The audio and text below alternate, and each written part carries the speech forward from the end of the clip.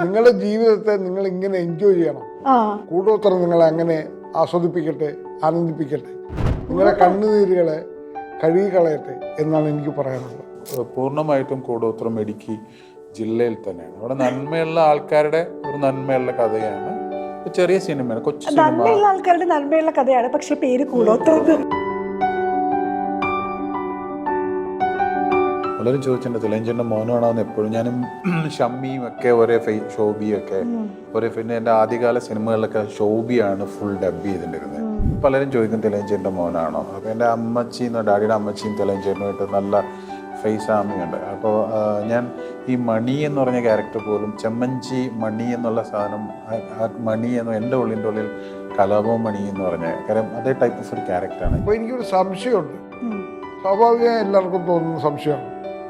ഈ നടൻ എങ്ങനെയാണ് സംവിധായകനാകുക? മോണിറ്ററിന് മുമ്പിൽ നിന്ന് ആ മനുഷ്യൻ അവിടെ വേറൊരു അസിസ്റ്റൻ്റ് വെച്ച് അഭിനയിപ്പിച്ചിട്ട് അദ്ദേഹം പോയി അതിൻ്റെ മുമ്പിൽ നിന്ന് അഭിനയിക്കുന്നു. ആ നിമിഷം എനിക്ക് മനസ്സിലായി, അദ്ദേഹം നടനല്ല, സംവിധായകൻ ഇയാളുടെ ഉള്ളിലുണ്ട്. ഹലോ എവ്രി വൺ, കൂടോത്രത്തിന്റെ വിശേഷവുമായി സിനിമയുടെ ടീം നമ്മുടെ കൂടെ ഉണ്ട്. ഹലോ. ഈ കൂടോത്രത്തിന്റെ ഏറ്റവും വലിയ പ്രത്യേകത ഇത് ചേട്ടൻ സംവിധാനം ചെയ്യുന്നു എന്നുള്ളതാണ്. അല്ല, അതാണോ? അല്ല, കൂടോത്രത്തിന് സംവിധാനം മാത്രമല്ല, ഒരുപാട് പ്രത്യേകതകളുണ്ട്. സംവിധാനം അതിനകത്തൊരു ഭാഗം, അത്രേ ഉള്ളൂ. അല്ലാതെ വല്ല കാര്യമായിട്ട് അങ്ങനെ ഞാൻ സംവിധാനം ചെയ്തു എന്നുള്ള ഒരു വലിയ കാര്യമായിട്ട് ആഘോഷിക്കേണ്ടതാണ്. അല്ലല്ല, സംവിധാനം മാത്രമല്ല, ഇതിനകത്ത് എല്ലാ പരിപാടികളിലും എന്നെ സംബന്ധിച്ച് ഇമ്പോർട്ടൻ്റ് ആണ്. ഓക്കെ, നമ്മൾക്ക് ഈ കൂടോത്രം എന്ന് പറയുമ്പോഴേ ആദ്യം തന്നെ ഓർമ്മ വരുന്ന കുറച്ച് നെഗറ്റീവ് സാധനങ്ങളാണല്ലോ. പക്ഷെ ഇതിന്റെ കഥയുമായിട്ട് ഇതിന് യാതൊരു ബന്ധമില്ല എന്നാണോ?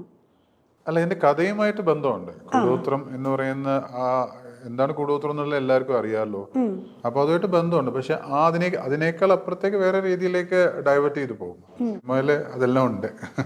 ഓക്കെ, അലൻസറിയേറ്റനും വരുന്ന സമയത്ത് നമ്മൾ പ്രതീക്ഷിക്കുന്ന കുറേ കാര്യങ്ങളുണ്ട്. അതായത് എന്തൊക്കെയോ നമുക്ക് വേണ്ടി ചെയ്തു വെച്ചിട്ടുണ്ടെന്ന്. ഈ സിനിമയിൽ നമുക്ക് വേണ്ടി എന്താണ് ഒരുക്കി വെച്ചിട്ടുള്ളത്? അത് സുനിൽ സൂദ ചേട്ടൻ പറയും. അതെന്താണ് അങ്ങനെ? അല്ല, ഞാൻ പാസ്.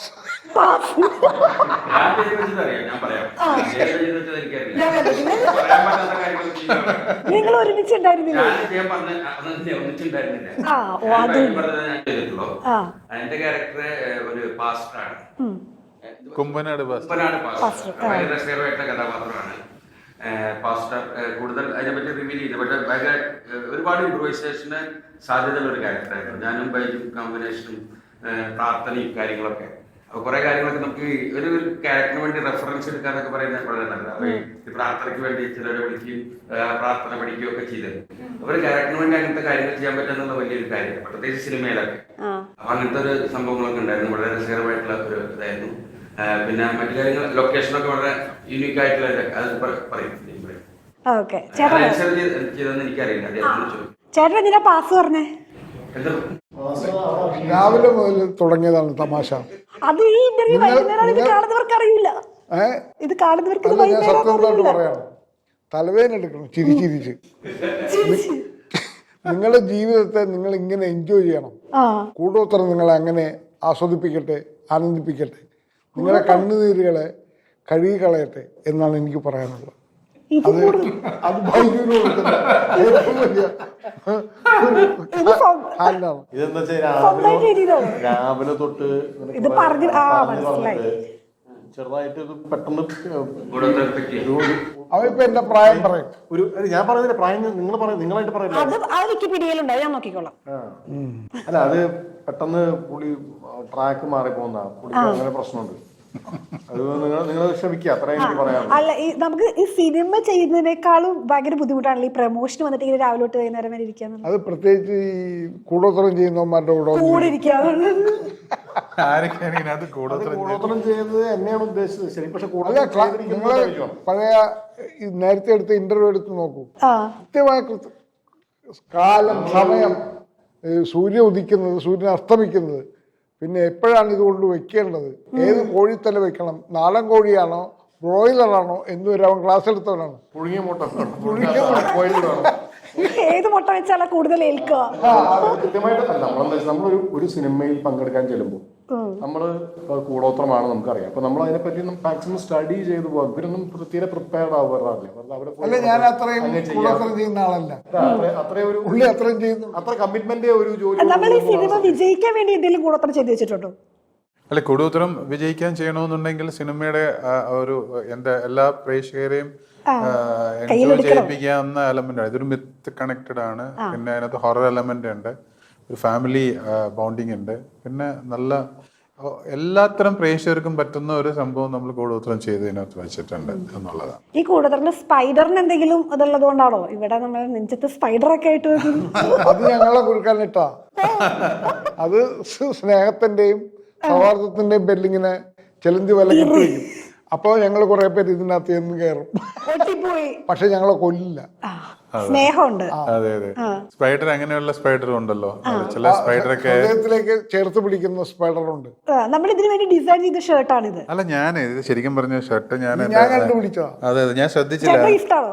അല്ല അല്ല അല്ല അല്ല, ഞാൻ എൻ്റെ കോസ്റ്റ്യൂം ഡിസൈനറുടെ അടുത്ത് ഇങ്ങനെ പറഞ്ഞിട്ടുണ്ടായിരുന്നു ഇങ്ങനെ. അപ്പൊ എടുത്തു, പക്ഷെ ഞാൻ ഇട്ട് കഴിഞ്ഞ് ഞാനത് ശ്രദ്ധിച്ചിട്ടുണ്ടായിരുന്നു. അപ്പൊ അങ്ങനെയാണ് അതിലേക്ക് എടുത്തത്. എന്റെ കോസ്റ്റ്യൂം ഡിസൈനർ എന്ന് പറഞ്ഞാൽ എന്റെ വൈഫ് തന്നെയാണ് കേട്ടോ. റീനിയാണ് എന്റെ കോസ്റ്റ്യൂം ഡിസൈനർ. അപ്പൊ അവളെങ്ങനെ എടുത്തതാണ്. അതായത് സ്പൈഡർ എടുത്തത് എന്തുകൊണ്ടാന്ന് എനിക്കറിയത്തില്ല. ചോദ്യം ചിലപ്പോ ചേച്ചി പ്രതീക്ഷിച്ചിട്ടുണ്ടാവില്ല. അതെ അതെ അതെ അതെ അതെ അതെ. അല്ല, ഞാൻ കണ്ടുപിടിച്ചത് എന്തിനാണ് ഈ മനുഷ്യൻ ഇങ്ങനെ ഒരു സ്പൈഡർമാന്റെ സാധനമായിട്ട് വന്നത്. ആദ്യത്തെ ഇന്റർവ്യൂ എനിക്ക് സംശയം തോന്നി. അവിടെ മുതലേ നിഗൂഢതകളുണ്ട്. അവിടെ തുടങ്ങുന്നു. നമ്മുടെ ഫസ്റ്റ് ലുക്ക് പോസ്റ്റർ ഇറങ്ങിയപ്പോഴും ആ നിഗൂഢതയെ കുറിച്ച് മഞ്ജു വാര്യരാണ് നമ്മുടെ ഫസ്റ്റ് ലുക്ക്. ഈ സിനിമ അങ്ങനെ കുറെ ഭാഗ്യമുണ്ട് കേട്ടോ. മമ്മൂട്ടി മമ്മൂക്കൻ ലാലേട്ടനും കൂടെയാണ് അതിന്റെ ഇത് ചെയ്തത്. മഞ്ജു വാര്യരുടെ പേജിൽ DQ ഇപ്പൊ അനൗൺസ് ചെയ്തു. നമ്മുടെ ജയസൂര്യ നമ്മുടെ മോഷൻ പോസ്റ്റർ, അങ്ങനെ കുറേ ഇതുണ്ട്. അതെല്ലാം ഭാഗ്യങ്ങളായിട്ട് ഞാൻ, അതേപോലെ ഭാഗ്യം തന്നെയാണ് ഈ ഒരു സ്ക്രിപ്റ്റും ഈ ഒരു ലൊക്കേഷനും ഇതിൽ അഭിനയിച്ചിരിക്കുന്ന ഓരോ കഥാപാത്രങ്ങളും. റിസ്ക് ആയിട്ടുള്ള ഒരു സ്ഥലത്ത് തന്നെയാണ്. കാര്യം ഒരു ഇടുക്കിയിലെ ഏറ്റവും ബെസ്റ്റ് ഫസ്റ്റ് ടൈം ക്യാമറ വെക്കുന്ന ഒരു സ്ഥലമാണ്. ഒരു 1200 സ്റ്റെപ്പുകൾ കയറിയിട്ട് വേണം ഈ ലൊക്കേഷനിലോട്ട് എത്താൻ. അപ്പോൾ ആ ഒരു സ്ഥലത്ത് നമുക്ക് കുറേ വെല്ലുവിളികൾ ഉണ്ടായിരുന്നു. സബ്ജക്റ്റ് കേട്ടപ്പോൾ എനിക്ക് ആ സ്ഥലം കാണണമെന്നാണ് ആദ്യം ഞാൻ ആഗ്രഹിച്ചത്. ലൊക്കേഷൻ കാണാൻ നമ്മൾ സ്ക്രിപ്റ്റ് വായിക്കുമ്പോൾ തന്നെ നമുക്ക് അങ്ങോട്ട് എത്തിക്കുന്ന ഈ സ്ഥലം എവിടെയാണ് പോയി കാണുക. അപ്പോൾ എനിക്ക് തോന്നുന്നു ഈ സിനിമ ഇറങ്ങി കഴിയുമ്പോഴും 100% ഈ വെള്ളിമല എന്ന് പറഞ്ഞ സ്ഥലത്തേക്ക് എത്താൻ ആൾക്കാർ അങ്ങനത്തെ അത്രയും ബ്യൂട്ടിഫുൾ ആയിട്ട് അങ്ങനത്തെ നല്ല സ്ഥലങ്ങളൊക്കെ നമുക്ക് ലൊക്കേഷൻ ഹണ്ടൊക്കെ ആയിട്ട് പിന്നെ സിനിമ ഇറങ്ങിയ ശേഷം വേണമെങ്കിൽ ഒരു ഇന്റർവ്യൂ ഒക്കെ അവിടെ. അല്ല, അങ്ങനെ ഒരുപാട് സിനിമ എനിക്ക് തോന്നുന്നു. ഗവി പോലും ഓർഡിനറി എന്ന് പറഞ്ഞ സിനിമ ഇറങ്ങിയതിന് ശേഷം ഗവിയിലേക്ക് ഭയങ്കരമായിട്ടുള്ള ടൂറിസ്റ്റുകളുടെ ഇതുണ്ടായി എന്ന് പറയുന്നത്. എന്ന് പറഞ്ഞ പോലെ അവിടുത്തെ ആ ലൊക്കേഷനും നന്മയുള്ള ആൾക്കാരും ഒക്കെ ഇപ്പോഴും എൻ്റെ ഉള്ളിൽ തന്നെയുണ്ട്. എല്ലാവർക്കും അങ്ങനെ തന്നെയായിരുന്നു. നമ്മളൊരു ഒറ്റയ്ക്കാണ് പോയത്, എല്ലാവരും ഉണ്ടായിരുന്നു. ഞാൻ ഫസ്റ്റ് ടൈം പോകുമ്പോൾ ഇത് സന്തോഷ് ഇടുക്കി എന്ന് പറഞ്ഞ റൈറ്ററാണ്, അയാളുടെ അടുത്താണ് ഈ കഥ നടക്കുന്നത്. ഇതിന്റെ വൺ ഓഫ് ദ DOP ഉണ്ട് ജിസ്ബിൻ. 2 DOPs ആണ്, ഷിജിയും ജിസ്ബിനും. അപ്പോൾ ജിസ്ബിൻ താമസിക്കുന്ന വീടിന് തൊട്ടടുത്ത് തന്നെ ഒരു 100-200 മീറ്റർ തന്നെയാണ്. പിന്നെ എൻ്റെ എഡിറ്റർ ഇടുക്കിക്കാരനാണ്. അങ്ങനെ ഇടുക്കിയിലുള്ള ഒരുപാട് പേര്, ഫുൾ ഇടുക്കി തന്നെയാണ് നമ്മൾ ലൊക്കേഷൻ ചെയ്തിരിക്കുന്നത്. വേറെ പുറത്തൊന്നും ഇടുക്കി അല്ലാത്ത വേറെ പൂർണ്ണമായിട്ടും കൂടോത്രം ഇടുക്കി ജില്ലയിൽ തന്നെയാണ്. അവിടെ നന്മയുള്ള ആൾക്കാരുടെ ഒരു നന്മയുള്ള കഥയാണ്. ചെറിയ സിനിമയാണ്, കൊച്ചു സിനിമ, ആൾക്കാരുടെ നന്മയുള്ള കഥയാണ്. പക്ഷെ പേര് കൂടോത്രം. യെസ്. അല്ല, അത് ഒരു വിശ്വാസം അന്ധവിശ്വാസം തമ്മിലുള്ള ഫൈറ്റാണ്. എന്താണ് എന്നുള്ളത് ഫൈനൽ തിയേറ്ററിൽ വരുമ്പോൾ അത് കണ്ട് ഈ പേര് എങ്ങനെ കണക്ട് ആവുന്നു നമുക്ക് തിയേറ്ററിൽ പോയാലും മനസ്സിലാവും. ചേട്ടൻ സ്ക്രിപ്റ്റ് വായിച്ചപ്പോഴത്തേക്കും ഈ പേര് ഇതുമായിട്ട് കണക്ട് ആവുന്നുണ്ട് എന്നുള്ളത് 100%. എനിക്ക് സിനിമ കണക്ട് ആയതുകൊണ്ട് തന്നെയാണ് ഞാൻ ആ സിനിമ ചെയ്യാമെന്ന് വെച്ചതും അത് നിർമ്മിക്കാമെന്ന് വെച്ചതും അതിലേക്ക് ഒരു ഡയറക്ഷൻ ചെയ്യുമ്പോൾ. ഞാൻ 13 വർഷം ഒരു സിനിമ ചെയ്തു. അന്ന് കണ്ടന്റ് ഹീറോ ആവുന്ന ഒരു സമയമായിരുന്നില്ല. ഇന്നിപ്പോ അപ്പൊ അതിനകത്ത് ഹീറോ പുതിയ ആളായിരുന്നു, ആൻസൺ പോൾ ആയിരുന്നു. ഇപ്പോൾ മലയാളികൾ, പ്രത്യേകിച്ച് മലയാളികൾ, നല്ല കണ്ടന്റുകളുള്ള സിനിമകളാണെന്നുണ്ടെങ്കിൽ തീർച്ചയായിട്ടും മാക്സിമം സപ്പോർട്ട് ചെയ്യുന്നുണ്ട്, തിയേറ്ററിൽ വരുന്നുണ്ട്. അപ്പോൾ അത് തന്നെ ആ ഒരു വിശ്വാസമാണ് എന്നെ ഇങ്ങനെ കൂടോത്രം എന്ന് പറഞ്ഞൊരു സബ്ജക്റ്റിലോട്ട് എത്തിച്ചത്. എന്നാൽ 32ഓളം ആർട്ടിസ്റ്റ് ഉണ്ട് ഈ സിനിമയിൽ. അതിൻ്റെ ടെക്നീഷ്യൻസ് ആണെങ്കിലും ഗോപി സുന്ദറാണ് മ്യൂസിക് ചെയ്തിരിക്കുന്നത്. അങ്ങനെ എൻ്റയർ ടെക്നീഷ്യൻസ് ആണെങ്കിലും നല്ലതാണ്. കംപ്ലീറ്റ് നല്ലൊരു ക്രൂവിനാണ് നമുക്ക്. നല്ലൊരു ക്രൂ ഉണ്ടാവുമ്പോൾ, അതൊരു കുടുംബം ഫാമിലി പോലെ ചെയ്യുമ്പോൾ അതിൽ ഒരു നന്മയും വിജയം എല്ലാം ഉണ്ടാവും. പിന്നെ എന്നെ സംബന്ധിച്ച് ആസ് എ ഡയറക്ടർ എന്നുള്ളതിൽ ഞാൻ എപ്പോഴും വിശ്വസിക്കുന്നത്, ഞാൻ പറയില്ല, ഒരു കുഞ്ഞു കഥ എന്നെ കൊണ്ട് തന്നപ്പോൾ അതിന് ഒരുപാട് ഡൈവേർഷൻസ് ഉണ്ടായി. ഇപ്പം നമ്മൾ സ്ക്രിപ്റ്റിൽ ഇരിക്കുമ്പോൾ ആദ്യം ഉണ്ടാക്കിയ സ്ക്രിപ്റ്റിൽ നിന്ന് ഒരുപാട് ഡൈവേർഷൻസ് ഉണ്ടായിപ്പോയി. അത് ഞാൻ വിശ്വസിക്കുന്ന ഒരാൾ എന്ന് പറയുന്നത്, ഞാൻ വിശ്വസിക്കുന്ന എൻ്റെ ഒരു ഡിവൈൻ പവർ എന്ന് പറഞ്ഞ എൻ്റെ ഒരു ജീസസാണ്. അതെനിക്ക് തുടക്കം മുതലേ ഇത് എൻ്റെ വരെ ഇവിടെ ഇരിക്കുന്ന സമയം മുതലേ ഉണ്ട്. അപ്പോൾ അങ്ങനെയുള്ള ആൾക്കാർക്ക് ബെസ്റ്റ്. ഇപ്പം ഇന്ന് വിജയ് യേശുദാസ് നമ്മുടെ സോങ് ഇപ്പോൾ പാടി, അതുപോലെ അൽ ഷെഹൂക്ക്, അങ്ങനെ ആദ്യം നമ്മൾ അങ്ങനെ ആയിരുന്നില്ല. അപ്പോൾ നമ്മുടെ MR വന്നു, രാജകൃഷ്ണൻ, പുള്ളി കാന്താര ലോകയ്ക്കൊക്കെ ശേഷം ചെയ്യുന്നതാണ്, കളറിസ്റ്റ്, അങ്ങനെ എല്ലാവരും കൊണ്ടെത്തി. അവസാനം നമ്മുടെ ഫാമിലിയിൽ നിന്ന് തന്നെ എനിക്ക് സപ്പോർട്ടായിട്ടൊരു കോ പ്രൊഡ്യൂസർ മിസ്റ്റർ എജു ജോർജ് വന്നു. വേറെ ബിസിനസ് ആണെങ്കിലും എന്നോടുള്ളൊരു ഇഷ്ടം, അല്ലെങ്കിൽ അങ്ങനെ തന്നെ പറയാം, അല്ലെങ്കിൽ അങ്ങനെ വന്നു. അപ്പോൾ ഓരോന്ന് ദൈവം എന്നെ കൊണ്ട് നല്ല രീതിയിലേക്ക് എത്തിച്ചു എന്നുള്ളതാണ്. പിന്നെ ഞാൻ മുൻപ് സിനിമ ചെയ്തപ്പോഴും ഒരു സിനിമ കംപ്ലീറ്റ് ആവണമെങ്കിൽ, ഒരു പ്രൊഡ്യൂസറെ സംബന്ധിച്ചൊരു കംപ്ലീറ്റ് ആവണമെങ്കിൽ അത് ആ പ്രൊഡ്യൂസർ ഒന്ന് പ്രമോഷൻ, രണ്ടാമത് വിതരണം കൂടെ ചെയ്യണം എന്നുള്ളതാണ്. അപ്പോൾ ഭാഗ്യത്തിന് ദൈവം നമ്മളെ തന്നെ ഒരു കമ്പനി പുതിയതായിട്ട് ഫോം ചെയ്തു. നമ്മൾ ഓൾ കേരള ചെയ്യുന്നു. പിന്നെ ഫസ്റ്റ് ടൈം മലയാളം, പിന്നെ 50 സ്റ്റേഷൻ തമിഴ്നാട്ടിൽ മലയാള പടം ഇറങ്ങുന്നു. അങ്ങനെയൊക്കെയുള്ള കുറേ ഈ കൊച്ചു സിനിമയാണ് ഇത്. ആൾക്കാർ എന്താണെന്ന് പോലും നമ്മൾ ട്രailer-ഓ ടീസറോ ഒന്നും ഇറക്കിയിട്ടില്ല. അപ്പോൾ അത് പോസ്റ്ററിലുള്ള ആ ഒരു ഇതും പിന്നെ എന്തോ ഒരു അങ്ങനെ അതെനിക്ക് ഭയങ്കര ഒരു കോൺഫിഡൻസ് ആണ്. എൻ്റെ ടീമിനും ആ ഒരു കോൺഫിഡൻസ് ഉണ്ട്. ഓക്കെ. ഇവരെല്ലാരും ഇങ്ങനെ ഭയങ്കര ചാമിങ് ആയിട്ട് നിൽക്കുന്ന ആളുകൾ, ഇവരൊക്കെ എങ്ങനെ മാനേജ് ചെയ്തത് സെറ്റ്? അല്ലാതെ എന്നെ സംബന്ധിച്ച് മാനേജ് ചെയ്യാനായിട്ട് ആസ് എ ആക്ടർ എന്നുള്ള നിലയിൽ ഞാനൊരു ഡയറക്ഷൻ ചെയ്യുമ്പോൾ അവർക്ക് ഉള്ളിൻ്റെ ഉള്ളിൽ ചിലപ്പോൾ അങ്ങനെ എനിക്ക് തോന്നാം. കാര്യം നമ്മളൊരു അഭിനയിക്കുന്നു. ഇപ്പോൾ ശ്രീത്താണെങ്കിൽ ഒരുപാട് സിനിമകൾ ഞാൻ ശ്രീത്തിൻ്റെ കൂടെ ചെയ്തിട്ടുണ്ട്, അലഞ്ചേൻ്റെ കൂടെ ചെയ്തിട്ടുണ്ട്, സുനിലേൻ്റെ കൂടെ ചെയ്തിട്ടുണ്ട്. അങ്ങനെ എല്ലാവരും കൂടെ ഒരുപാട് സിനിമകൾ ചെയ്തിട്ടുണ്ട്. അപ്പം ഞാൻ വന്നിരുന്ന റോൾ ക്യാമറയും ആക്ഷനും ഒക്കെ പറയുമ്പോൾ എങ്ങനെയായിരിക്കും ഇവർ എന്നോട് ഇത് ചെയ്യുക എന്നൊക്കെ ഉള്ളതെല്ലാം ഉണ്ട്. പക്ഷേ എനിക്ക് ഫുൾ സപ്പോർട്ടാണ് എനിക്ക് ഇവരുടെ ഭാഗത്തും തന്നത്. പക്ഷേ ഇവരോടൊപ്പം എനിക്ക് പോയിരുന്ന് ഒരു ഷോട്ട് കഴിഞ്ഞ് പോയിരുന്ന് സംസാരിക്കാനോ അല്ലെങ്കിൽ അങ്ങനെയുള്ള ഒരു ഇതൊന്നും ഉണ്ടായിരുന്നു. നമ്മളൊരു ഷോട്ട് എടുത്തു കഴിഞ്ഞാൽ പിന്നെ അടുത്തതിൻ്റെ പരിപാടി ഇങ്ങനെയൊക്കെ ആയിരുന്നു. ബട്ട് ഇനിയിപ്പോൾ നമ്മൾ സിനിമ ഇറങ്ങിയതിന് ശേഷം ഈ എല്ലാ ആർട്ടിസ്റ്റുമായിട്ട് ഇരുന്നിട്ട് അങ്ങനെയാണ്. നിങ്ങൾക്ക് എന്തായിരുന്നു ഒരു ഫീൽ ഉണ്ടായിരുന്നു? ഞാൻ ബൈജുവിനെ വിളിച്ചിട്ട് ബൈജുറോട്ടും എന്നെ ഭയങ്കര ഇഷ്ടമുള്ള ഒരാളാണ്. ഞാൻ അച്ഛനായിട്ടും ഉള്ള ബന്ധമാണ്. അപ്പോൾ ഇതിലൊരു നല്ല പരിപാടിയുണ്ട്. 2 ക്യാരക്ടേഴ്സ് ഉണ്ടായിരുന്നു അന്ന് ആദ്യം നമ്മൾ. അത് കഴിഞ്ഞ് പിന്നെ 1-2 മാറ്റങ്ങളൊക്കെ വന്നതിന് ശേഷം അതിൻ്റെ അകത്ത് ചെമ്മഞ്ചി മണി എന്ന് പറഞ്ഞ ട്രൈബൽ ക്യാരക്ടറാണ്. ഈ വാവച്ചൻ എന്ന് പറഞ്ഞ ബൈജു ചെയ്യുന്ന ക്യാരക്ടറിന്റെ വളരെ അടുത്ത ഒരു സുഹൃത്താണ്. ഈ മലയിലുള്ള ഒരു 7 കുടുംബങ്ങളുടെ ഒരു കഥയാണ് ഇതിന്റെ ഒരു ബേസിന്റെ സ്പൈൻ എന്ന് പറയുന്നതാണ്. അതിലൊരു പ്രധാനപ്പെട്ട കുടുംബം എന്ന് പറയുന്നത് വാവച്ചന്റെ കുടുംബം. പിന്നെ നമ്മുടെ പ്രമോദ് വെളിയനാട് ചെയ്യുന്ന ഒരു ക്യാരക്ടറുണ്ട്, അദ്ദേഹത്തിന്റെ കുടുംബം. അങ്കിളിന്റെ കുടുംബം, ഒറ്റയാനായിട്ടുള്ള അങ്കിൾ. പുള്ളിയോട് ചേർന്ന് പോകാൻ പറ്റാത്തതുകൊണ്ട് പുള്ളി ഒറ്റയാനാക്കി. പിന്നെ അങ്ങനെ നമ്മുടെ ഡിനോയുണ്ട്. അങ്ങനെ ഒരു പിന്നെ ഞാനും എൻ്റെ പെങ്ങളും ഉള്ളൊരു കുടുംബം. അപ്പോൾ ഇത് ഇങ്ങനെ പല കുടുംബങ്ങൾ ഉള്ള ഒരു സ്ഥലത്ത്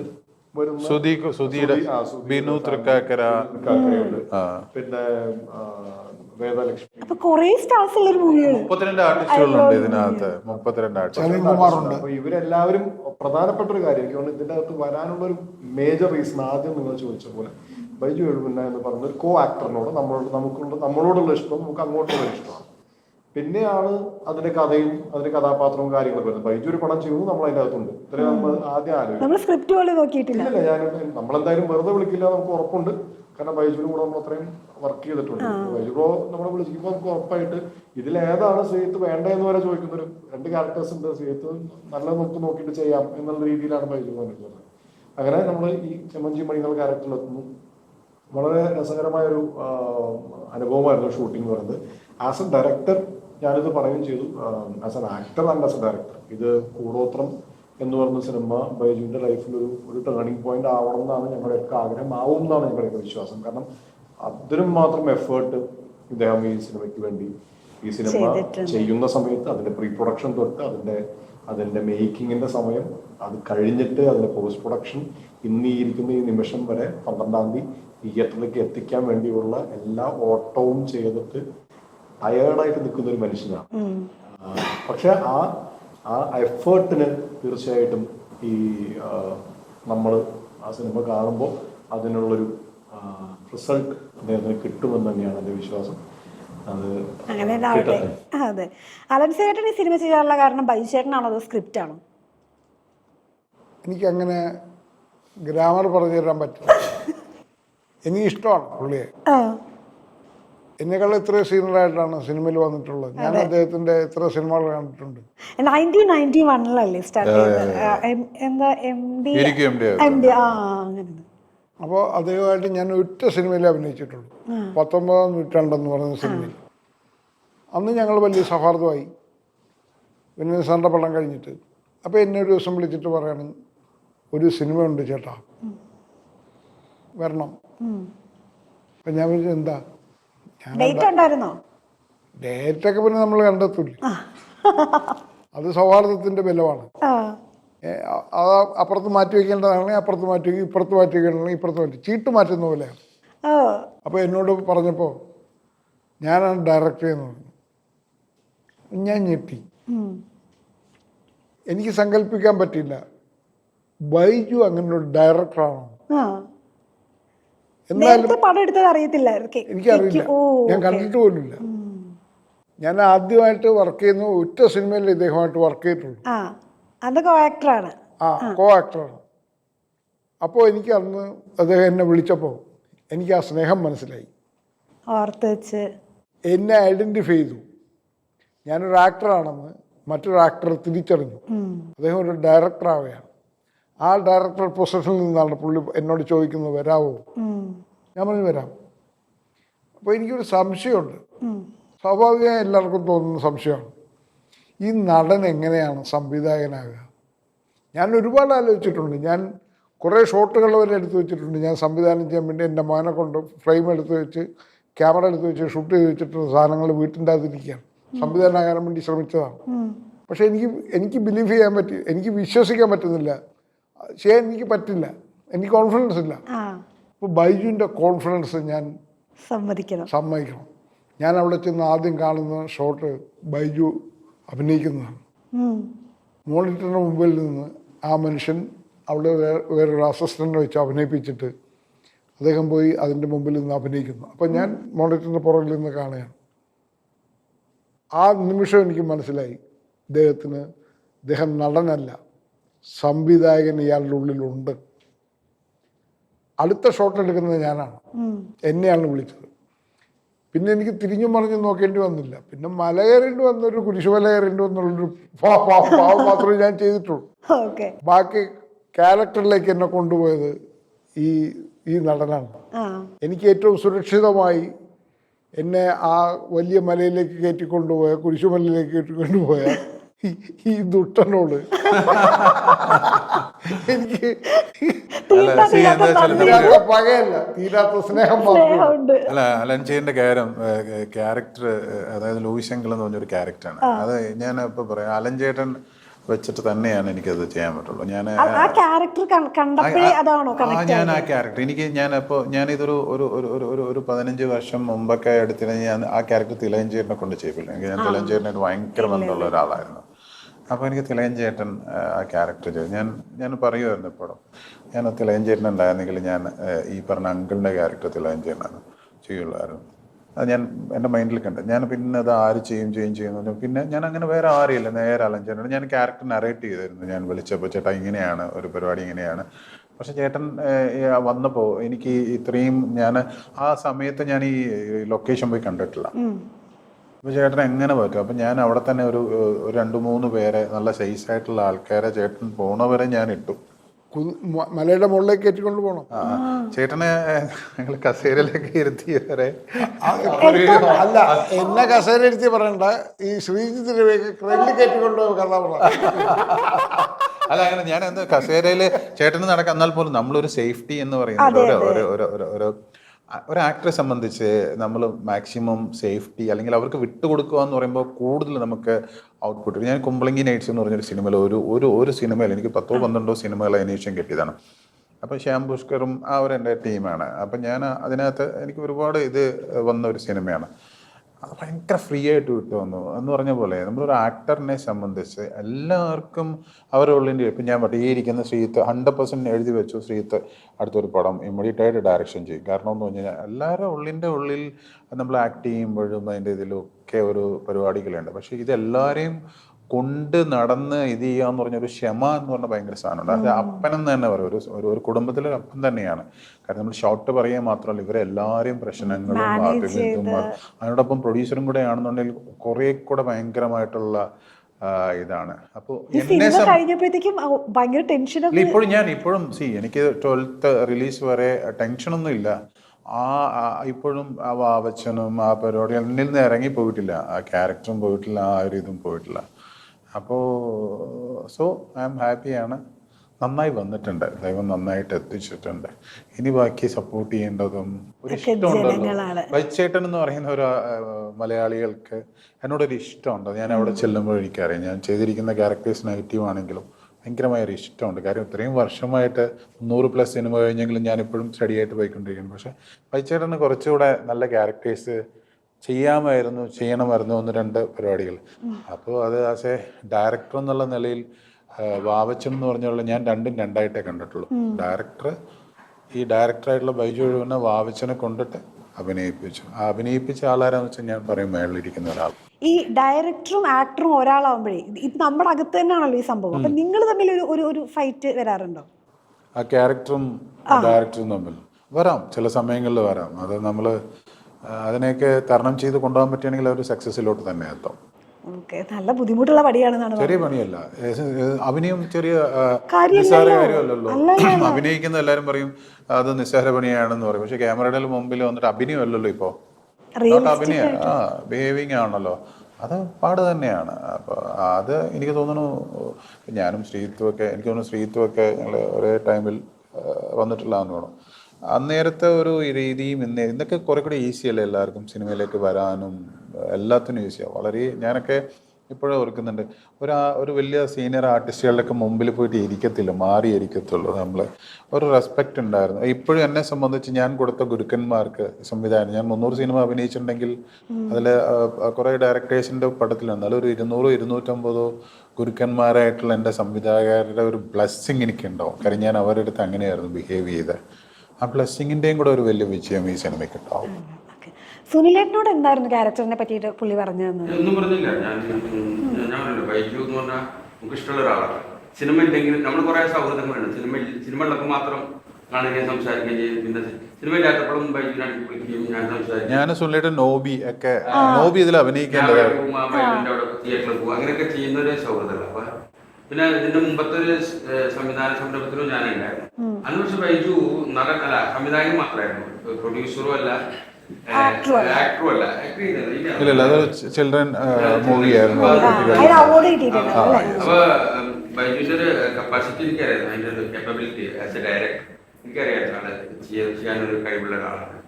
അപ്പൊ ഞാൻ ബൈജു പറഞ്ഞു ജസ്റ്റ് ക്യാരക്ടറിനെ പറ്റി പറഞ്ഞു.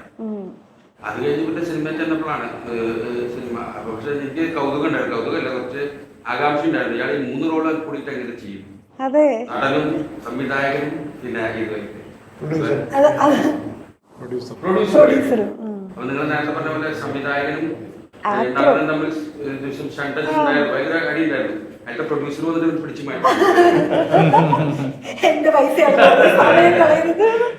അതേപോലെ അത് വലിയൊരു കാര്യം തന്നെ, 3 കാര്യം ഒരുമിച്ച് ചെയ്യാൻ. പക്ഷെ അത് ഭയങ്കരമായിട്ട് മാനേജ് ചെയ്തായിരുന്നു. ആക്ടറായിട്ട് അവിടെ നിൽക്കുകയും അതേസമയം ആൾക്കാർ മറ്റേ പ്രൊഡക്ഷന്റെ അവിടുത്തെ ലൊക്കേഷന്റെ കാര്യം ഇതൊക്കെ ഹാൻഡിൽ ചെയ്യുന്നുണ്ട്. അപ്പൊ അദ്ദേഹത്തെ സംബന്ധിച്ച് വലിയൊരു പാടാണ്. ഇൻ ഫ്യൂച്ചർ വലിയ പ്രൊജക്ടുകൾ വരട്ടെ, ചെയ്യട്ടെ എന്നൊക്കെയാണ് നമുക്ക് ആഗ്രഹം. ഇതിൽ ആരുടെ ഡേറ്റ് കിട്ടാനാണ് ഭയങ്കര പാടുണ്ടായിരുന്നത്? ഇതിൽ എല്ലാവരും ബിസിയുള്ള ആർട്ടിസ്റ്റുകൾ തന്നെയാണ്. അപ്പോൾ പക്ഷേ ഇത്രയും ദൂരം ഇപ്പോൾ എറണാകുളത്തൊക്കെ ആണെങ്കിൽ നമുക്ക് 2-3 പടങ്ങളൊക്കെ അങ്ങോട്ടും ഇങ്ങോട്ടൊക്കെ പോയിട്ട് നടക്കും. അപ്പോൾ ഇത് അവിടെ തന്നെ വന്നാൽ ഇപ്പോൾ ഒരു ദിവസം കഴിഞ്ഞിട്ട് അല്ലെങ്കിൽ ഒരു പാതി അഭിനയിച്ചിട്ട് തിരിച്ചു പോകാൻ പറ്റത്തില്ല. അതും എല്ലാവരും ബിസി ആയിട്ടും ഒരുപാട് സിനിമകളുള്ളവർ തന്നെയാണ്. പക്ഷെ അവർ അഡ്ജസ്റ്റ് ചെയ്ത് തന്നു എന്നുള്ളതാണ്. അതാണ് ആ ഒരു സൗഹൃദത്തിൽ ഉണ്ടായ പല കാര്യങ്ങൾ. അതിൻ്റെ ഇടയിൽ നമ്മള് പല സ്ഥലത്തും നമ്മൾ ഈ ഡേറ്റിന് വേണ്ടി ചോദിക്കുമ്പോൾ ബൈജുവിന്റെ പടം എന്ന് പറയുമ്പോൾ അവിടെയുള്ള പ്രൊഡക്ഷൻ കൺട്രോളേഴ്സ് ആയാലും അവരുടെ ഡയറക്ടേഴ്സ് ആയാലും ബൈജു ബ്രോയുടെ പടം എന്ന് പറയുമ്പോൾ നമ്മള് വിടണമെന്നൊരു ആഗ്രഹം അവർക്കും. കാരണം അവിടെ ഒരു ബുദ്ധിമുട്ടുണ്ടാവരുത്, നിവൃത്തിയുള്ളിടത്തോളം അങ്ങോട്ട് നമ്മളെ അക്കോമഡേറ്റ് ചെയ്യാൻ, ഡേറ്റ്സിന്റെ എന്തെങ്കിലും ഇഷ്യൂസ് ഉണ്ടെങ്കിൽ അത് അക്കോമഡേറ്റ് ചെയ്യാൻ മാക്സിമം ശ്രമിക്കാം. അതിപ്പോൾ വേറെ ചെയ്യും. പക്ഷെ ഇത് എനിക്ക് തോന്നുന്നത് കുറച്ച് ബൈജു നേരത്തെ പറഞ്ഞ പോലെ അവരുടെ അടുത്ത് മുമ്പ് പെരുമാറിയതിന്റെയും അവരുടെ ഒപ്പം വർക്ക് ചെയ്തതിന്റെ ഒക്കെ പ്ലസ് തീർച്ചയായിട്ടും. ഇപ്പൊ ഇവരുടെയൊക്കെ നെഗറ്റീവ്സും പോസിറ്റീവ് ആയിട്ടുള്ള ക്യാരക്ടേഴ്സ് ഒക്കെ നമ്മൾ കണ്ടിട്ടുണ്ട്. ഇതിനകത്ത് ഏത് ഷെയ്ഡാന്നുള്ളത്, കാരണം നമുക്ക് ഇതിനെ കുറിച്ച് ഒരു ഐഡിയ ഇല്ല, ഏത് ഷെയ്ഡാണെങ്കിലും. അല്ല, ഇതിനകത്ത് ഇപ്പൊ ഞങ്ങൾ 4 പേരെ സംബന്ധിച്ചാണ് ഞങ്ങൾ 4 പേരും പോസിറ്റീവ് ക്യാരക്ടേഴ്സ് തന്നെ, നോട്ട് നെഗറ്റീവ് ഷെയ്ഡ്സ് ഉള്ള ക്യാരക്ടേഴ്സ് ഇല്ല. നിങ്ങൾ മാത്രമാണ് നെഗറ്റീവ്. അങ്ങനെയല്ല, നമ്മൾ കണ്ടിട്ടുണ്ടല്ലോ, അതുകൊണ്ട് ചോദിച്ചത് പോസിറ്റീവ് ആണോ നെഗറ്റീവ് ആണോ, എന്താ ചെയ്തു വെച്ചേക്കുന്നത് നമുക്ക് ക്യാരക്ടേഴ്സ് ആണ് അത് ഭയങ്കര. അത് ഒരാൾ ഞാനൊരു എക്സാമ്പിൾ, നമ്മുടെ കുടുംബത്തിലൊരു അപ്പനാണ്. ആ അപ്പൻ്റെ യാത്ര എന്ന് പറയുന്നത് ഫുൾ ടൈം ഒരു ഇത് മാത്രമായിരിക്കില്ലല്ലോ. പുള്ളിക്ക് ചില ടൈമിൽ നെഗറ്റീവ് ഉണ്ടാവും, ചിലപ്പോൾ ദേഷ്യം വരാം, അല്ലെങ്കിൽ ചിലപ്പോൾ ഇത് അന്നുള്ളൂ. അല്ലാണ്ട് ഒരാൾ ഫുൾ ടൈം വില്ലൻ അങ്ങനത്തെ ഒരു പരിപാടി ഉണ്ടോ? ഇല്ല. അപ്പൊ ചിലപ്പോൾ ക്യാരക്ടർ പോകുമ്പോൾ ചിലപ്പോൾ ചില സീക്വൻസിൽ ചിലപ്പോൾ ഒരു സീനിൽ ചിലപ്പോൾ അങ്ങനെ ആവാം, അല്ലെങ്കിൽ അത് തിരിച്ചിട്ട് അങ്ങനെ കൊണ്ടുവരുന്ന പരിപാടികൾ തന്നെയാണ്.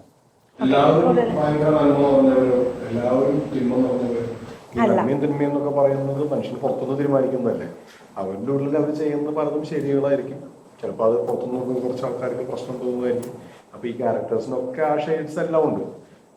അവരുടെ ആ കഥ കൊണ്ടുപോകുന്ന അല്ലെങ്കിൽ അവരുടെ ലൈഫ് കൊണ്ടുപോകുന്ന സാഹചര്യത്തിൽ അവർ അതിനോട് എങ്ങനെ റിയാക്ട് ചെയ്യുന്നു എന്നുള്ളതാണ്.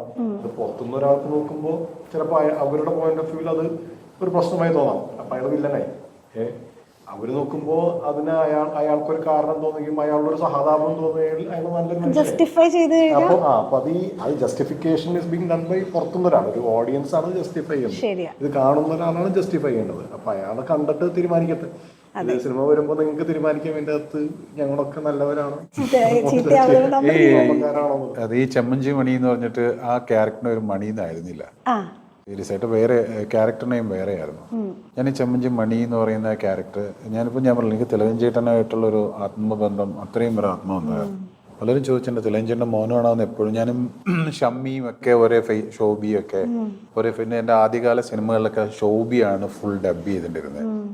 പലരും ചോദിക്കും തിലകഞ്ചേട്ടൻ്റെ മോനാണോ. അപ്പോൾ എൻ്റെ ഡാഡിയുടെ അമ്മച്ചിയും തിലകഞ്ചേട്ടനുമായിട്ട് നല്ല ഫേസ് ആമിയുണ്ട്. അപ്പോൾ ഞാൻ ഈ മണി എന്ന് പറഞ്ഞ ക്യാരക്ടർ പോലും ചെമ്മഞ്ചി മണി എന്നുള്ള സാധനം, ആ മണി എന്ന് എൻ്റെ ഉള്ളിൽ കലാപവും മണി എന്ന് പറഞ്ഞ കാര്യം അതേ ടൈപ്പ് ഓഫ് ഒരു ക്യാരക്ടറാണ്. ഞാനും മണിയും തമ്മിലുള്ളൊരു ആത്മബന്ധം ഇതുപോലെ പറയുകയാണ്. 11 പടത്തിൽ അഭിനയിച്ചാൽ ഞാൻ വില്ലൻ ക്യാരക്ടർ, ഞാൻ മണിയായിട്ട് ഒരു ബെൻ ജോൺസൺ തുടങ്ങിയ ബന്ധമാണ് ഞാനും മണിയും തമ്മിലുള്ള. ബെൻ ജോൺസൺ ലാസ്റ്റ് മരിക്കുന്നതിന് മുമ്പ് മണി എൻ്റെ അടുത്തിട്ട് ഷൂട്ടിന് വന്നിട്ട് പറഞ്ഞു ഒരു വിഗ് വാങ്ങിക്കൊണ്ടുവന്ന് എനിക്ക്. എന്നിട്ട് ബൈജുവേട്ടൻ എന്ന് പറഞ്ഞാൽ ഭയങ്കര തികച്ച് വിളിക്കത്തില്ല മണി, ഇത് ബൈജുവേട്ടൻ വിഗ് വെക്കണം കേട്ടോ എന്ന് പറഞ്ഞിട്ട് എനിക്കൊണ്ട്. ഞാൻ സിനിമയിൽ ഇതുവരെ വിഗൊന്നും വെച്ചിട്ടില്ല. അപ്പോൾ എൻ്റെ ഉള്ളിൽ ഈ ശ്രീജിത്ത് ചെയ്യുമ്പോഴൊക്കെ എനിക്ക് പലപ്പോഴും മണിയായിട്ട് ഫീൽ ചെയ്തിട്ടുണ്ട് ശ്രീജിത്ത് ചെയ്യുമ്പോൾ. കാരണം അങ്ങനത്തെ ഒരു ക്യാരക്ടറാണ്. അപ്പം ഞാൻ പറയുകയാണ്, അങ്ങനെയുള്ള ആൾക്കാരൊക്കെ വിട്ടുപോയി എനിക്ക് എപ്പോഴും ഫീലാണ്. ഞാൻ ഒരു സിനിമ സംവിധാനം ചെയ്യാൻ പറ്റിയപ്പോൾ എൻ്റെ മണിയില്ലല്ലോ എന്നുള്ള എനിക്കൊരു തോന്നലുണ്ട്. കാര്യം അത്ര സൗഹൃദമായിരുന്നു ഞങ്ങൾ തമ്മിൽ. അപ്പം അങ്ങനെയൊക്കെ കുറേ മിസ് ചെയ്യുന്ന അവസ്ഥകൾ. പക്ഷേ മണിയുടെ ക്യാരക്ടർ അങ്ങനെ ശ്രീജിത്ത് ആ ക്യാരക്ടർ ചെയ്തു. ഇതിപ്പോ എൻ്റെ അടുത്ത് നേരത്തെ പറഞ്ഞിട്ടില്ല, ഇപ്പോൾ ആദ്യമായിട്ടാണ് കാര്യം സംസാരിച്ച് നമ്മുടെ സംസാരത്തിൽ പോലും വന്നില്ല. അങ്ങനെ മനസ്സിലുണ്ടായിരുന്നു എന്ന് എനിക്ക് സത്യം പറയപ്പെട്ടിരുന്നിട്ടാണ് ഞാൻ കേൾക്കുന്നത്. എന്നെ സംബന്ധിച്ചോളം മണിച്ചേട്ടൻ എന്ന് പറഞ്ഞു കഴിഞ്ഞാൽ എൻ്റെ സിനിമാ ജീവിതത്തിൽ വലിയൊരു പ്രധാനപ്പെട്ട പങ്ക് വഹിച്ചിട്ടുള്ള ഒരാളാണ്. കാരണം പല സ്ഥലത്തും ഞാൻ അറിഞ്ഞും അറിയാതെയും പല സ്ഥലത്തും ആ ക്യാരക്ടർ നമുക്ക് രവിചേട്ടൻ്റെ മോനെ കൊണ്ട് ചെയ്യിക്കാം എന്ന് പല സ്ഥലത്തും മണിച്ചേട്ടൻ പറഞ്ഞിട്ടുണ്ട്. അങ്ങനെ ഒരുപാട് സഹായങ്ങൾ എൻ്റെ തുടക്ക കാലഘട്ടത്തിൽ പ്രത്യേകിച്ച് സിനിമയിൽ പല വേഷങ്ങൾക്ക് വേണ്ടി പല സ്ഥലത്തും എനിക്ക് വേണ്ടി പറഞ്ഞിട്ടുള്ള ഒരാളാണ്. അപ്പോൾ പിന്നെ നമുക്ക് തൃശ്ശൂർക്കാരനാണ്. അതെനിക്കൊരു ഭാഷ ഒരു പ്രശ്നം ഉണ്ടായിരുന്നു. കാര്യം ഈ മണി എന്ന് പറഞ്ഞ ക്യാരക്ടർ ഇടുക്കിക്കാരനാണ്, ചെമ്മഞ്ചി മണി എന്നുള്ള ക്യാരക്ടർ. ഇത് രണ്ട് പാട്ടാണ്. കൂടോത്രത്തിന്റെ ഫസ്റ്റ് പാർട്ടിൽ നമ്മൾ സെക്കൻഡ് പാർട്ടിലോട്ട് ലീഡ് ഇട്ടിട്ടാണ് പടം നിൽക്കുന്നത്. എനിക്ക് തോന്നുന്നു ചെമ്മഞ്ചി മണിയുടെയൊക്കെ ക്യാരക്ടർ കുറെ കൂടെ ഇത് സ്ക്രിപ്റ്റ് ഫുൾ ലോക്കായി. സെക്കൻഡ് പാർട്ടിലോട്ടാണ് കുറച്ചുകൂടെ ക്യാരക്ടറിന്റെ ഇത് പോകുന്നത്. അപ്പോൾ ഞാൻ ഈ പറഞ്ഞ പോലെ ഈ മണി ഭാഷ പറഞ്ഞപ്പോ എങ്ങനെ ശ്രീത് ഈ തൃശ്ശൂർ ഭാഷ സംസാരിക്കും, ഇടുക്കിയിലോട്ട് വരണ്ടേ? അതെ അതെ. അതുപോലെ ഇതിനകത്ത് അഭിനയിച്ചിരിക്കുന്ന ചിത്ര നായർ എന്ന് പറഞ്ഞ പോലെ കാസർഗോഡ് കാര്യത്തിയ എന്നാത്താൻ കേസോടിലെ ചിത്രയാണ് സിസ്റ്റർ ക്യാരക്ടർ ചെയ്തിരിക്കുന്നത്. അനിയത്തിയുടെ ഭയങ്കര ബോൾഡായിട്ടുള്ള ക്യാരക്ടറാണ്. ഇവർ രണ്ടുപേരാണ്. അപ്പോൾ ഒരു എന്താ പറയുക, ഒരു മിത്തുമായിട്ട് കണക്ട് ആയിട്ടുള്ള ക്യാരക്ടർ കൂടിയാണ്. അപ്പോൾ എങ്ങനെ ഭാഷയുടെ ഒരു പ്രശ്നം ഉണ്ടായി എൻ്റെ ഉള്ളിൻ്റെ ഉള്ളിൽ ഇവരെങ്ങനെ ഭാഷ, പക്ഷേ ഇടുക്കിക്കാരൻ തന്നെയാണ്. പടം കണ്ടു കഴിഞ്ഞാൽ നമുക്ക് അത്യാവശ്യം സഹായിക്കാൻ നമ്മൾ കോ ആക്ടേഴ്സ് കുറെ പേര് നമുക്ക് സഹായിക്കാൻ. പിന്നെ നേരത്തെ പറഞ്ഞില്ലേ ജിസ്ബിൻ അവിടുത്തുകാരനാണ് ക്യാമറമാൻ. അതുപോലെ തന്നെ സന്തോഷ് ഇടുക്കി റൈറ്റർ ഇടുക്കിക്കാരനാണ്. അപ്പോ അവരൊക്കെ ഒരുപാട് ഹെൽപ്പ് ചെയ്തിട്ടുണ്ട്. റൈറ്റിംഗിൽ തന്നെ ആ ഇടുക്കി മെയിൻറ്റെയിൻ ചെയ്തിട്ടാണ് സന്തോഷം എഴുതിയിരിക്കുന്നത്. അപ്പൊ പരമാവധി അത് പിടിക്കാനൊരു ശ്രമം നമ്മുടെ ഭാഗത്തുനിന്നുണ്ടായിട്ടുണ്ട്.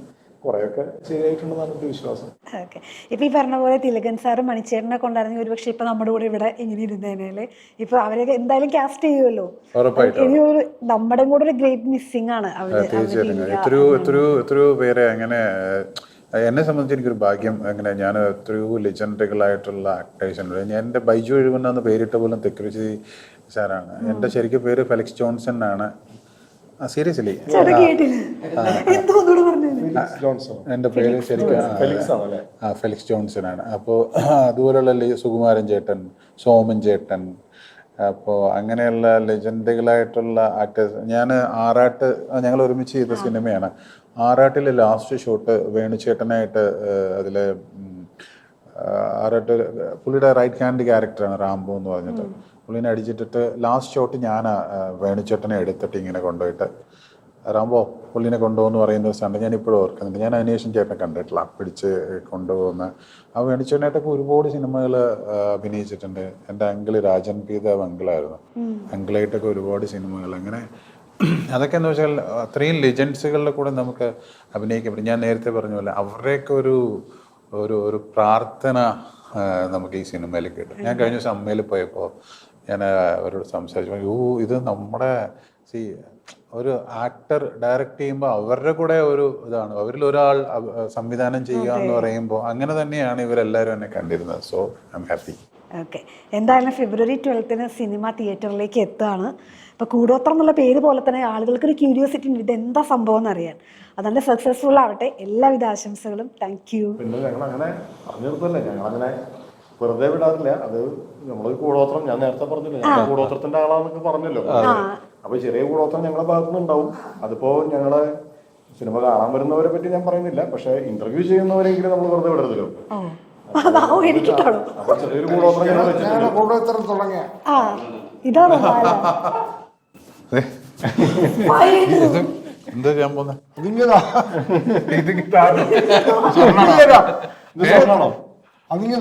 ആണോ? ഇത് എനിക്ക് ഇടുവാണോ? ഓ താങ്ക് യു. എനിക്കുള്ളതാ.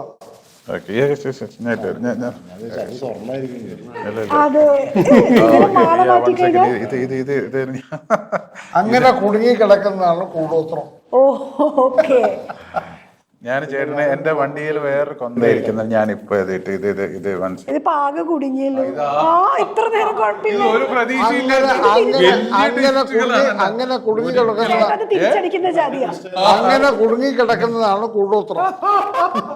ആ കൂടോത്രത്തിൽ നിന്ന് നിങ്ങൾക്ക് എന്ന് മോചനം കിട്ടുന്നു അന്ന് നിങ്ങൾ സ്വർഗ്ഗരാജ്യം. ഇത് ഞാൻ ഊരിത്തരാം. ഇത് ഞാൻ ഒരു ചേട്ടൻ ഷൂട്ട് കഴിഞ്ഞിട്ട് തരും. കൂടോത്രത്തിൽ കുടുങ്ങി. അത്രയും മതി. ഇനി ആങ്കറിനുള്ള കൂടോത്രം കസേര കാലം മാറ്റി വെക്ക്. ഒന്ന് കാലം മാറ്റിയേ. അല്ല, ഞാൻ എടുക്കില്ല. ഞാൻ കൊണ്ടുവന്ന മുട്ട എനിക്ക് തിരിച്ചു കൊണ്ടുപോയി കൂടെ. അല്ല, അതിന്റെ ജനാധിപത്യാവകാശം എനിക്കാണ്. ഈ മുട്ടയുടെ അവകാശം എനിക്കാണ്. ഒരു ഫ്രെയിം സെൻസ് അത് ആ ക്യാമറയിൽ കവർ ആയിരുന്നു. ഇവിടെ വന്നിരുന്നു. വാ എന്തോ എഴുതിയേക്കുന്നത് തൊടാൻ പാടില്ലല്ലേ? I love you. ഇത് ഞങ്ങളുടെ ഒരു കൂടോത്രമാണ്. ഇതിനൊരു സമ്മാനം കൂടെ ഉണ്ടായിരുന്നു. ഇത് കണ്ടെത്തി ഇതാന്നുള്ളതായിരുന്നു. ആ സമ്മാനം ഈ മുട്ട കണ്ടുപിടിച്ചവർക്കോ? അല്ല അല്ല അല്ല, സാധാരണ നിങ്ങൾ പ്രാങ്ക് ചെയ്യും, ഞങ്ങൾക്കല്ലേ സമ്മാനം. ഇത് ഈ സുൽത്താൻ എന്ന് പറയുന്ന അവരുടെ ഒരു സമ്മാനമാണ്. ഇതൊരു വാച്ചാണ്. ഞാൻ കൊണ്ടുവന്ന് ആലോചിച്ചപ്പോ ഞാൻ ഓർത്തു അതൊരു കൂടോത്രമാണ്. വാച്ചാണ്. മുട്ട വാങ്ങിച്ചു രാവിലെ കൂടോത്രത്തിന് ഫുൾ സപ്പോർട്ട് ചെയ്യുക. കൂടോത്രം കാണണം. വാച്ച് മുട്ട തിരിച്ചു തരണോ? സ്വന്തമായിട്ട് കൊണ്ട് അത് ഇത് ചെയ്യാം, ഓംലേറ്റ് കഴിക്കാം, അങ്ങനെ എന്തെല്ലാം ചെയ്യാതെ കുഴപ്പമില്ല. ഫുള്ളൊരു എനിക്ക് ഇത് പരിപാടി കുടിക്കണം. അതിന്റെ ആദ്യം കൊടുക്കണ്ടെന്നുള്ളതിനാണ് ഇതിങ്ങനെ കൊടുത്തത്. വേറൊരെണ്ണം തരാം. ഇനി എവിടെ നിന്ന് എടുത്ത് തരാം. കുടുക്കിയില്ല അണ്ണാ, ഞങ്ങളെ കുടുക്കിയില്ലേ? അപ്പൊ ഓക്കെ, താങ്ക് യു.